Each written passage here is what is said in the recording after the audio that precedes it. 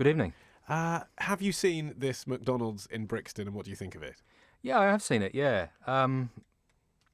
it's. I've got a number of opinions about it actually. Go, shoot. As an aesthetic, I'm fine with it.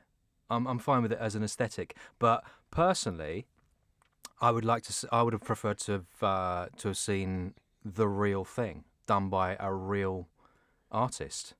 Okay, so there's a few interesting things there. One is aesthetically, you say you like it, but actually it's tagging, isn't it? It's not, I don't know my graffiti terms here. It's not someone spraying a drawing, it's someone just tagging. It's not a mural. It's not a mural. So let's Yeah. just take that point first of all. You think aesthetically, genuinely as art, that is as satisfying to look at as when someone does a caricature or makes a political statement, just writing your name? Personally, I love the aesthetic of tagging. I mean, all of us who are now muralists, we all started doing that. We all started by tagging and the aesthetics of letters and the creation of letters, and so you won't find a graffiti artist who doesn't like tagging. He doesn't like the aesthetic of it. Okay, so your issue then comes to the second part of what you said, which is this isn't real. So if in your mind, if McDonald's had gone to Brixton street artists and said, come and ruin our new restaurant, Oh, some people that would would have say, been much better. that'd be much better. Yeah, absolutely. It's not that it's not real as well. I think they may have actually used, and I know that fast food places have done this in the past. They use real graffiti, but they use a facsimile of it. They take photos of it that they see out and around, and that still excludes the artist. It's not, the artist's work is being used sometimes without their permission, without reproduction permissions at all, and again, so the artist is locked out of that.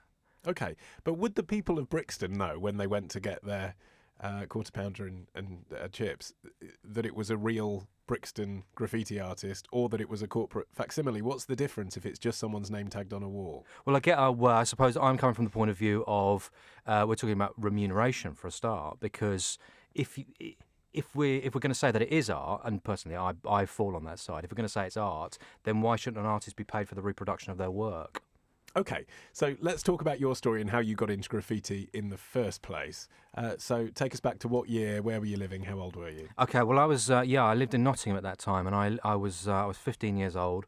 This is in the 1980s, and graffiti had sort of started to take off here. You know, it was the newspapers had labelled it the sort of American scourge that's now on our shores, but to people who were to people who are a bit poorer or dispossessed or didn't feel very significant, it was an amazing thing, and people who simply loved the aesthetic of it, it was absolutely mind-blowing, and we all picked it up and ran with it, and we got to feel special.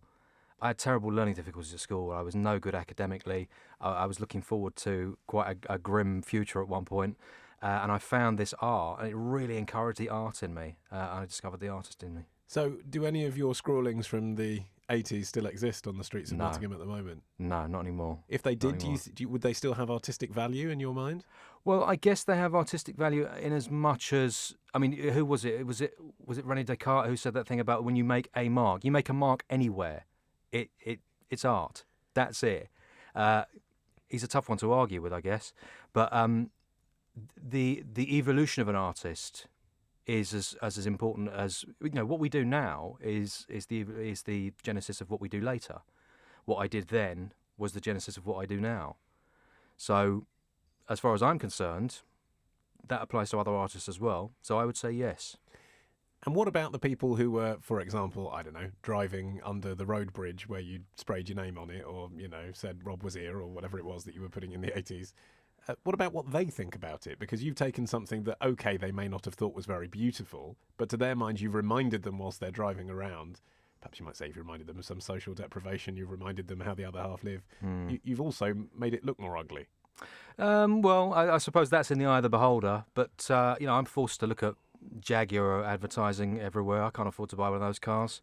I'm forced to look at other things that advertisers thrust down my face, Rolex and that sort of stuff. I doubt I'll ever own a Rolex in this lifetime.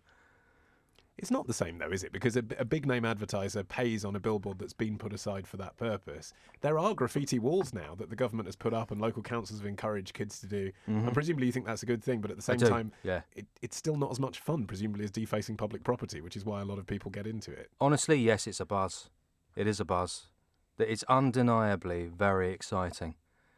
You know, if you again, if you have a very humdrum life, if you don't have that kind of excitement in your life, it will offer that. So this is why a lot of people are going to be concerned about what's happening in Brixton in the McDonald's. Quite aside from the artistic question, they're going to say, as the food critic Jay Rayner has on Twitter, Brixton is an area that is blighted by graffiti anyway. By encouraging it, by saying, by elevating it to an art form on the high street, and this corporate giant saying, look at this cool thing, we've covered it in tags, you're going to encourage people to deface public property. If that did happen, is that a bad thing? Well, I mean, what I would say is people seeking significance for themselves will always find it. There's a lot of people who would never get into graffiti. They don't need that. They've got all kinds of platforms. I think Joe Rayner is probably one of those guys. I can't imagine for a minute that he needed. That he would have needed graffiti to be significant. He's a very articulate man. He's very intelligent. I'd imagine he probably had very good schooling education, and has gone on to be a terrific writer and presenter. Other guys who don't have that, graffiti is one of their only things they have. I've got a whole bunch of friends who graffiti is the only thing they had. It was all they had. So, okay, it's an outlet for them, and it's punky, and I get it. But is it a blight? Do you accept the proposition that it is a blight on public buildings? I accept that there are a lot of people who would feel that way about it. And that's what, just art? All art's like that? People have different opinions? Well, I mean, Basquiat was doing it in New York. Was Basquiat a blight? I mean, Banksy the same. There's that great piece up top of Portobello Road, that the Banksy piece that the owners have covered in perspex there. Was that a blight at the time? It's not a blight now. It's not. And is that because it's worth such a lot of money? Yeah. Or is it that, because from my point of view, I like Banksy, and I've bought Banksy's books or whatever, and I like looking at that stuff, but it's because it is making a political point. It's clever, it's interesting. It's not because it's worth a lot of money. It's because I think it's cool. Most graffiti I look at and I think, that you've literally just written a swear word or your name. Your argument earlier was these people might develop into artists. Are they really going to develop into Banksy though, or is he a bit of a one-off? Well, I mean, Banksy started the same way as we all did. He really did. That's what he started to do. He was writing his name. That's what he was doing. I mean, interestingly, what Banksy did, the clever thing that he did, is he realised that graffiti art is a very elitist thing, and graffiti artists like it that way. You're not invited to that party, really. Graffiti there's something called wild style within graffiti, and that's a form of lettering which the general public cannot read. So you're not invited in. It's for other graffiti artists to see. Whereas Banksy realised that if you're elitist like that, you'll never be populist, you'll never be huge. And and subsequently your work will never attract the greatest audience, and it probably won't be worth very much money. So actually, if you go the other way and you go towards a much more inclusive art form, you invite everybody to the party. That's why people love Banksy. Will we see another Banksy, though, is the nature of my question, or was it just necessary that someone had to come along and make graffiti mainstream and no one else is ever going to be able to match it again? I wonder. I mean, I can't answer that because I believe, yes, I believe there will be plenty more Banksys. And there's probably a lot of interesting avenues to explore there that artists will go down. But so far, I don't know. Okay. You say that if McDonald's had supported the local graffiti community and said, come and spray our walls, that you'd support that. Mm-hmm. So what do you think about, for example, we've seen London councils graffitiing their messages, web addresses for people who've been in abusive relationships and things like that, onto pavements to try and get their message across in ways that feel more street, that feel more relevant to a younger audience. Is that a way of communicating with that side of culture, street culture, urban culture that you're trying to reach? Or is it when anyone in a suit and tie says, let's commission some graffiti, is that just excruciatingly embarrassing, however they do it? I think it can be excruciatingly embarrassing because I think if you try to appeal to young people just by using a graffiti font, they're going to, young people are smart. They're going to really work out that you're patronising and condescending, and they're going to feel patronised and condescended to, and they're not going to respond to that. They're going to respond very badly to that, actually. So that's part of the criticism tonight, isn't it, about McDonald's? Right. I mean, I guess that would be congruent with that, wouldn't it? Yeah. If you understand why a 15-year-old in Brixton would think, I used to think of McDonald's as my place, and now I think they're patronising me. And now I think they're actually condescending to me. Yeah. Perhaps. Yeah. Maybe. I mean, I suppose as a graffiti fan, you can at least say, this is graffiti back in the headlines again. This isn't graffiti being sidelined. Yeah, as far as I'm concerned, it's always good to see graffiti in the headlines, and particularly in mainstream culture as well. Uh, I mean, interestingly, what we have in London at the moment, because we're experiencing a lot of gentrification in London, which has very positive effects, but it also has negative effects in that places like Brixton, for instance, which have been rich with young artists who've come through learning their craft on the streets and becoming very, very skilled artists.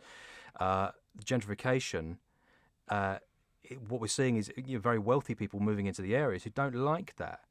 They don't like what made the area sort of edgy, interesting, crafty, and arty in the first place. Shoreditch has the same problem. Art collectives like End of the Line, who are one of the biggest graffiti art collectives in the country, do big, big murals for movie companies and all sorts of games companies, that sort of stuff.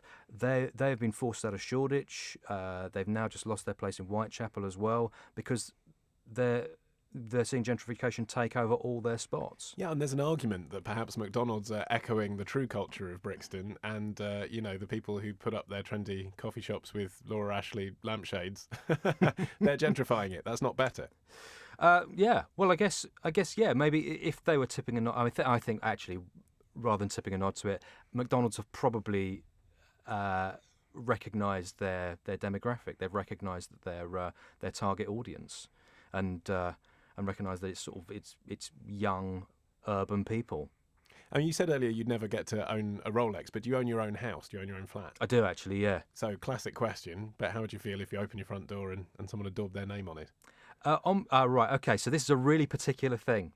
Graffiti artists do not hit personal property. It's a real no-no. In our parlance, we say if you hit personal property, you'd be a toy. You'd be an inexperienced writer. You wouldn't know the code of that. You don't hit cars. You don't hit personal property, houses, that sort of stuff. But business is a fair game? Business is a fair game. Commercial business is a fair game. Not for me, by the way. I have to add. Fair enough. I haven't done anything illegal in 20 years. But small businesses, obviously, that might be worth less than someone's house next door. So where's the logic there? It's okay to spray the coffee shop, but it's not okay to spray the coffee shop owner's house. Yeah, I mean, there are rules about this sort of stuff. Big business, advertising, hoardings, all those sort of things. They're the big ones, and of course the rail network as well. That was a big one because it was about a moving gallery. It was about having your work go from place to place and be seen by as many people as possible.